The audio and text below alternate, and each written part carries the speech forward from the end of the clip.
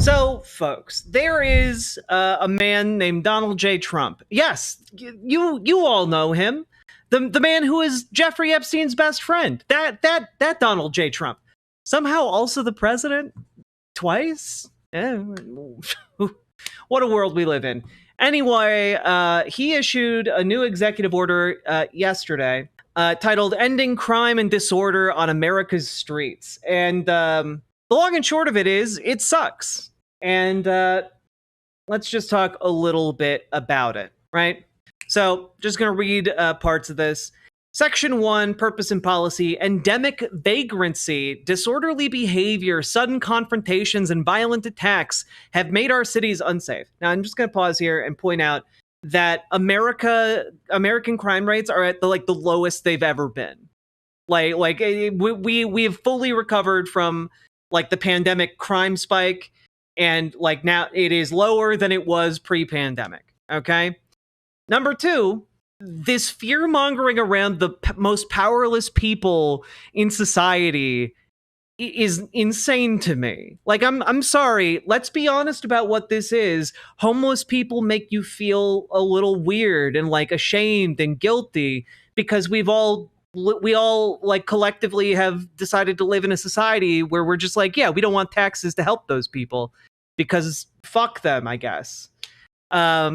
When instead we could just live in a society that helps them. These are choices, right? It's a choice to allow them to remain without homes. And it's actually a fairly expensive choice, but let's continue talking here. The number of individuals living on the streets in the United States on a single night during the year of the previous administration, 274,224, was the highest ever recorded. The overwhelming majority of these individuals are addicted to drugs, have a mental health condition, or both. Nearly 2/3 of homeless individuals report having regularly used hard drugs like methamphetamines, cocaine, or opioids in their lifetimes. An equally large share of homeless individuals reported suffering from the mental health conditions. The federal government and the states have spent tens of billions of dollars on failed programs that address homelessness, but not its root causes, leaving other citizens vulnerable to public safety threats. One of the great things about this, right, is that when typically people talk about the root causes of homelessness, they will mention something like, oh, the fact that people are precariously indebted to credit card companies. The fact that people are essentially doing living lives of despair, where they feel the need to turn to drugs and alcohol to fill a void. Or they talk about the systemic issues that lead to homelessness, right? However, this executive order takes it in a different direction, right? Which is shifting homeless individuals into long-term institutional settings for humane treatment through the appropriate use of civil commitment will restore public order. Surrendering our cities and citizens to disorder and fear is neither compassionate to the homeless nor other citizens. My administration will take a new approach focused on protecting public safety. In other words, what they want to do is they want to streamline the process to civilly commit homeless people who are who might have a history of substance abuse or who might have a mental illness. And if you don't know what civil commitment is, it is basically the police take you to a mental health facility or a designated mental health facility. And let's just wait a minute and recognize that the government can decide which facilities are mental health Homeless facilities. People scare me? Jack, you do not speak to a TYT anchor and her take standout star like that. Yeah, I can't wait until Anna Kasparian chimes in and says this is good, actually. I can't wait. I can already hear the segment being spoken aloud. Saki Tanuki, thank you for the 2 tier 1 subs.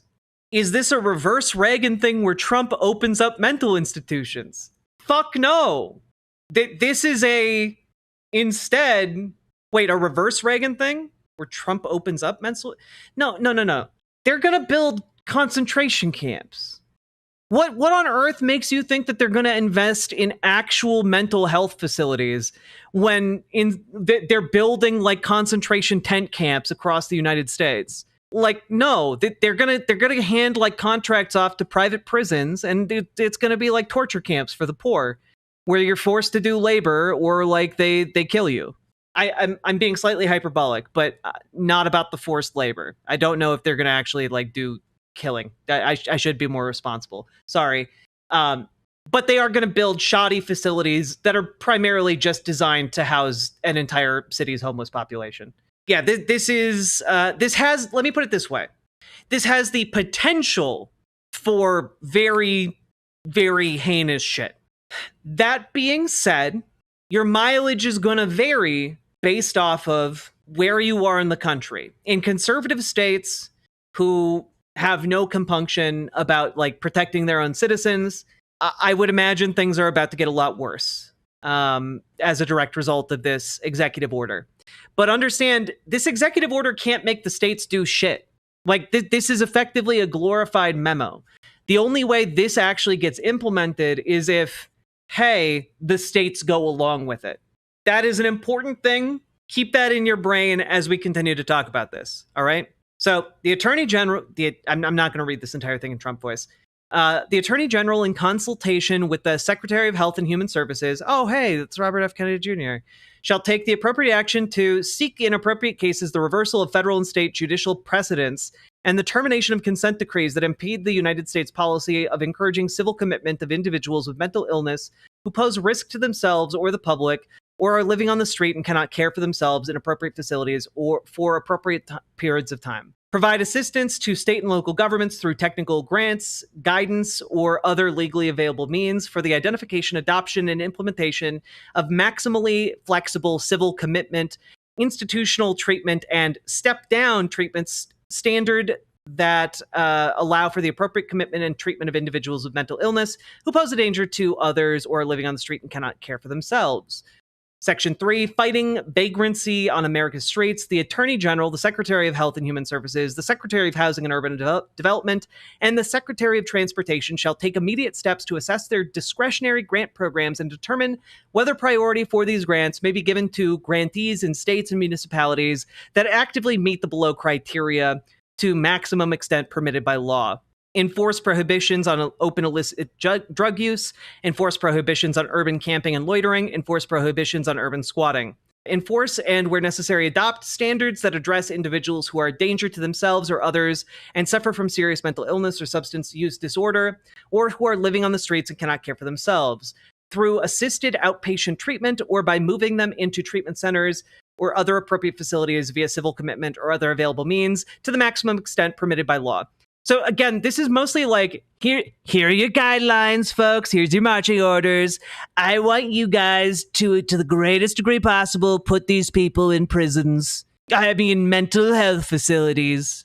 Florida is cooked with this executive order. I live by Disney and it's so bad around here. The amount of homeless in the shadows of the mouse is insane. They're going to mess with the homeless even more than they do already around here. Logic, 100%. 100%. Trump, I did it. I invented a way we can house the poor, but they still have to suffer. Evangelicals seal clapping. Yep.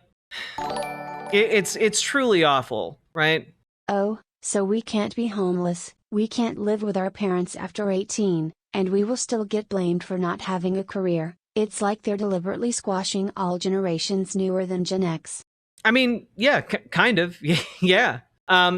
This executive order continues to go on. Also, Zia Spots, thank you for the $10 super chat. Moth, thank you for the $5 super chat.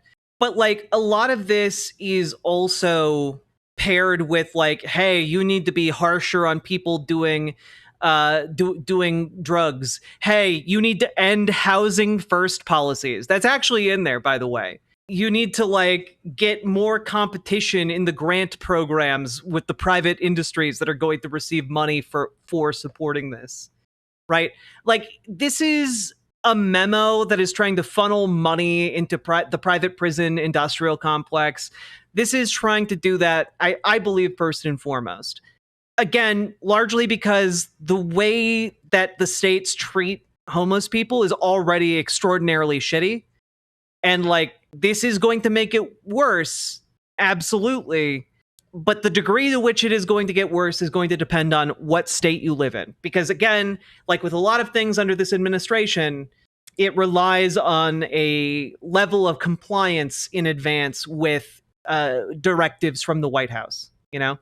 Also, of course, it's going to mean that like trans people can't get access to homeless shelters in certain states. Of course, it's gonna result in a lot of awful shit trickling down the pipe.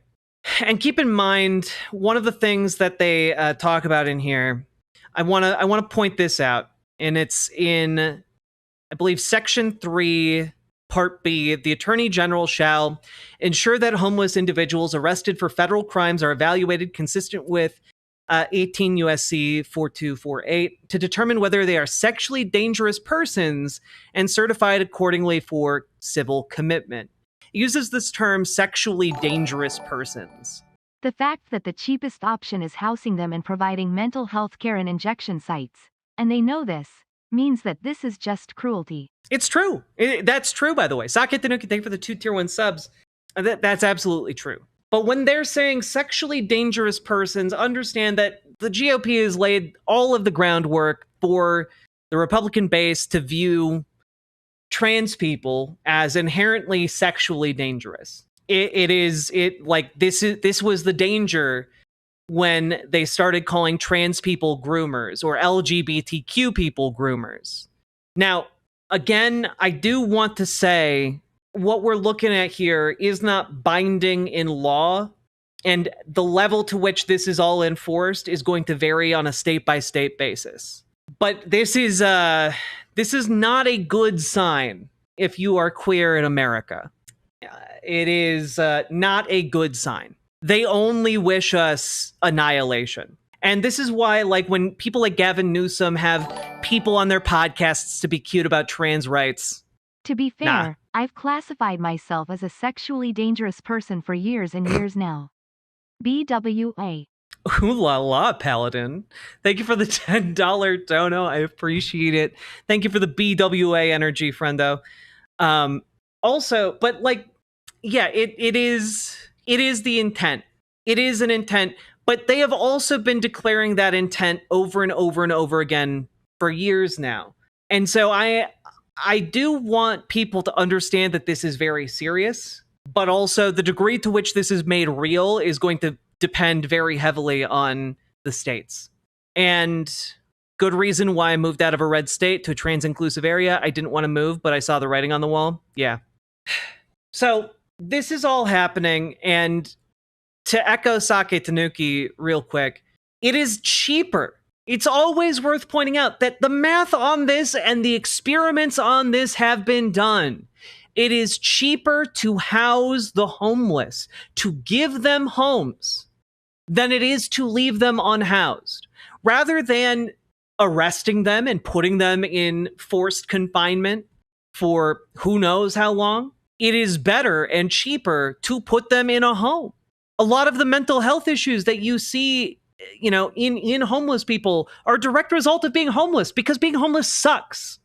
What we're looking at here is like, I don't know, like when people, if you're a conservative and you hear people talk about like how cruelty is the point of your political positions, like this is what we mean. Cities and states all across the world have tried housing first initiatives to massive success. Massive success. This is not limited to one place. It is not limited to like one nation. It is not limited to one area of the globe. This has been tried everywhere. And it has found huge amounts of success. But to conservatives, the idea that giving someone a place to live would help them get back up on their feet and like become a productive member of society, that seems like a complete and utter alien mystery. Because to them, if you have failed capitalism, you are homeless. And thus, the homeless serve as like a dire warning to all of us. But what really undermines that is the fact that housing them helps. It helps them, it helps society, it helps everybody. The only people it doesn't help are the wealthiest people who typically have to be taxed in order to get these policies passed. Everyone else in society, 99.9% of society benefits from this, but especially the marginalized who are homeless. And I wanted to bring up another idea, right? I wanted to bring this up because I've also been seeing a lot of, well, blah, blah, housing first doesn't work. All right, well, let's take a look here. How did Germany's new UBI study go? How did it go? Because Germany implemented a trial project on how universal basic income might actually help people. Now, they did this by finding 122 people for 3 years. These people received an unconditional, no strings attached, 1,200 euro payout every month. Okay? They compared that group against a group of 1,580 people who received nothing from the study. Let's take a look. How did this all go? Take a look at the study results.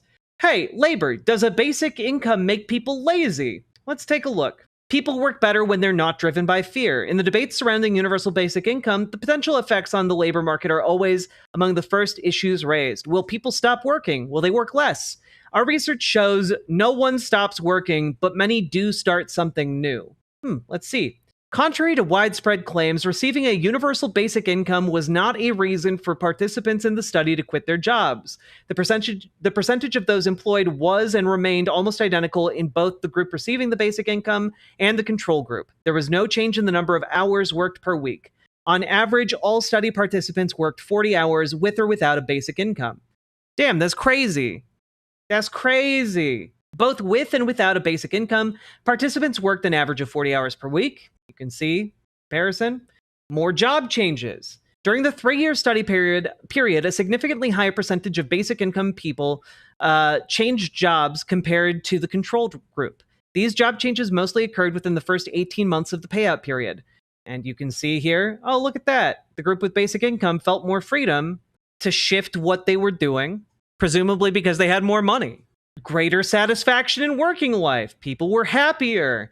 People were able to spend more time getting educated if they had a guaranteed income. Oh, look at that. Greater satisfaction with income. People were genuinely happier with how much they were making. So, what's crazy to me, and basically on every single level, self-determination, well-being, finances, unexpected effects. Hey, let's look at that. Let's take a look at unexpected effects. Expectation versus reality. This study, which analyzed hundreds of variables, not only yielded expected results, but also uncovered some surprising ones. While some of the anticipated effects did not materialize, others emerged in unexpected forms, providing valuable insights. The study found no significant changes in the participants' political attitudes.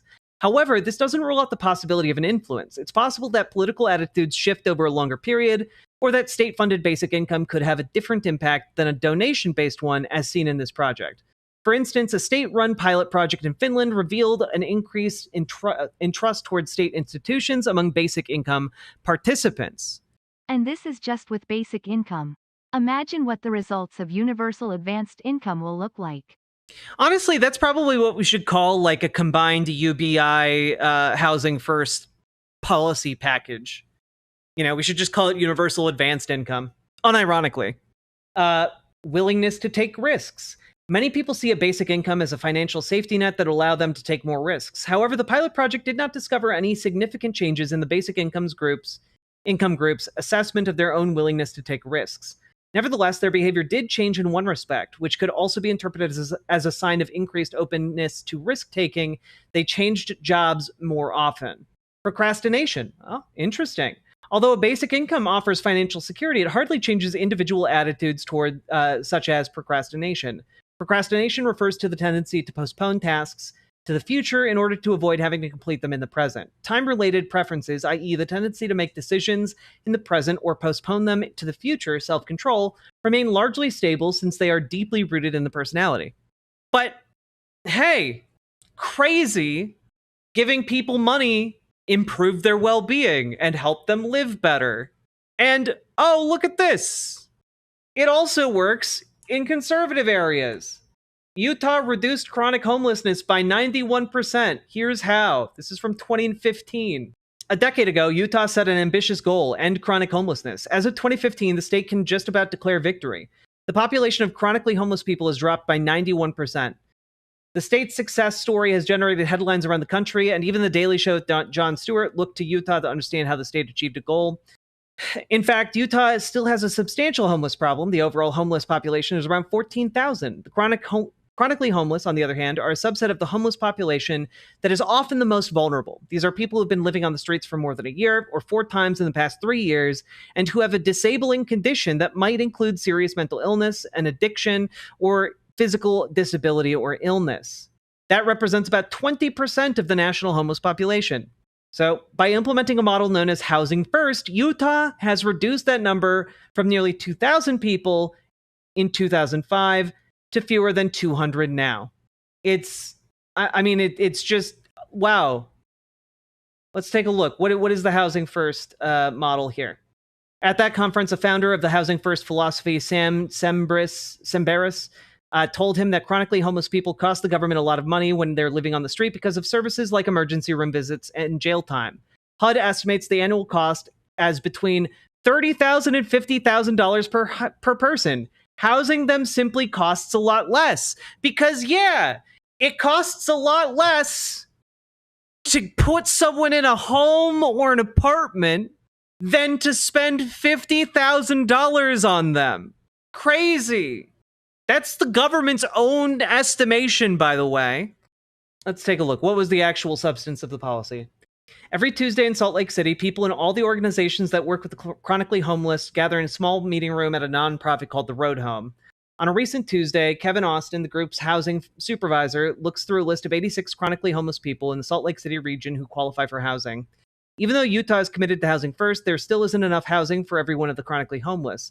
So the group has to assess need and match the right apartment opening with the right person. I don't know, like, dudes just want to, like, solve a puzzle in their living room, you know? Like, that shouldn't be too much to ask. But yeah, I guess instead of giving them homes, we have to give nice big payouts to the private prison industry. Because, you know, by the way, all of these people who are going to be civilly committed, they're going to be sent to private prisons. They're going to be sent to private institutions that receive $50,000 per year per inmate they house. This is just a payout to, like, the worst people in the world. One of the things we need to demand as we look forward to, you know, a time without Trump, as we look forward to this entire administration crumbling into dust, we need to look forward at good policies. Policies like Housing First, policies like Medicare for All, policies like, for example, abolishing the private prison industry. Like, we should not have privatized prisons in the United States. The idea that we should is just fucking plantation slavery all over again. You're just using people arrested by the state as slaves. That's what they do. So, all I have to say here is we need to demand better as we move forward. There needs to be a cohesive vision for what we should do. And that vision can't just be, oh, we need to form an executive committee to, like, you know, study the issue for another 5 years. No. We need actual action. I action. remember a study about people not being able to recognize unhoused people within a couple of weeks of being neighbors of a previous ons. That's really fucking sad. Thank you for the 2 tier 1 subs. All I have to say here, and this might be related because I peeked at Project 2029 that the Dems are trying to put together, and a lot of it is, we need to study the outcomes of this. And, like, no, we don't. Some things are just straightforward. Everyone needs Medicare. Everyone needs a home. Everyone needs food. Everyone needs clean water. And everyone needs to be on the same page about whether or not we allow private corporations to take advantage of a loophole that allows for slavery. And the answer to that should be fuck no. You need your own army? Well, that's the entire point of organizing, isn't it? The entire point of organizing has been, even in the most dictatorial and authoritarian countries, to demonstrate that the people are stronger than the authoritarian. Just do socialism? Yeah, but you need clear demands for what that means. You need to clearly be able to articulate what that means. Like just saying, just give people human dignity doesn't quite sum it up to a lot of people. They're going to let this shit happen anyway. We're already screwed. No. Not like that. Nah, even if you believe that you keep that as an inside fucking thought. You do nothing. You do nobody any good by saying, "Oh, we're all just gonna die," I guess. Like, nah, that's an inside thought. Yeah, we should abolish all medical debt. Like, there are so many things we could do to improve this country. I'm literally doing a presentation this weekend on the successes of my DSA chapter's electoral projects in Minnesota. Hard work pays off, and you can brag and rally around it. It's true, folks. Remember to join your local Dems, join your local DSA, join your local Working Families Party, join your local political action group of any specific kind, and like organize with local people, because we need to build a local power base, and we need to build one fast. The readiest sites of power for you to build on are DSA and, believe it or not, the Dems. And if you're like, well, but the Dems won't let us do that, like, fucking bring more friends. Like, show up with like 12 people. Guarantee you in those meetings that means a lot. I was in a private institution once. It was extremely unsafe. The staff kept outing me as trans by way of dead naming me in front of other patients they knew there, in some cases, violent people. Jesus, One-Eyed Heathen. I'm really sorry to hear that. Thank you for the $10 super chat. I'm really glad you got out okay. I mean, I presume you got out okay. I hope you did. I call my representatives constantly. Look, that's great. Go to your local Dem meetings. Go to your local city council meetings. Keep going to stuff. Because part of the organizing challenge is getting over the hump of like, there are a bunch of organizing humps, right? There's the hump of like, well, I know what the right positions are, and then the hump of translating that into any action whatsoever. Then there's the hump of like, I've been calling, I've been emailing. You got it over that hump, and you got to start going to like the goddamn meetings. And then once you're at the meetings, you fucking go to the protests, or even better, get elected and go to the higher up meetings. But there are a lot of different levels one can operate on.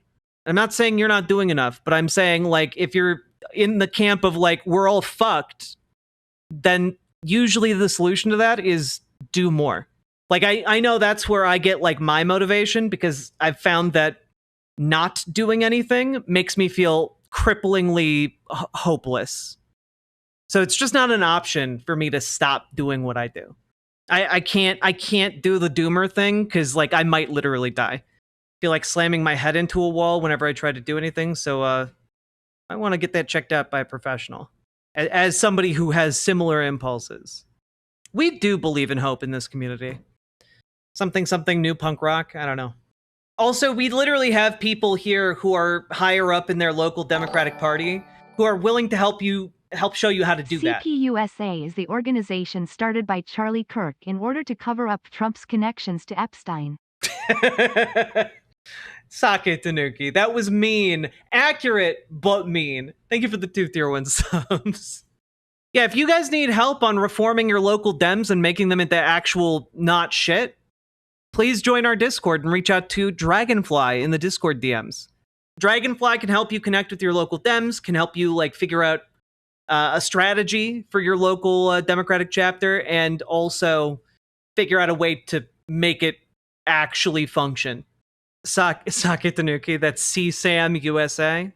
Does that make Trump Uncle CSAM? At least for the time being, I think we should focus on populist rhetoric, especially since a lot of yous can't agree on the term socialist. It's true. Also, the DNC is run by cowards, we can take it from them. Oh God, 100%. Like, genuinely, just enough of you people need to like get into your local Democratic politics or your local DSA and like radicalize the Democrats.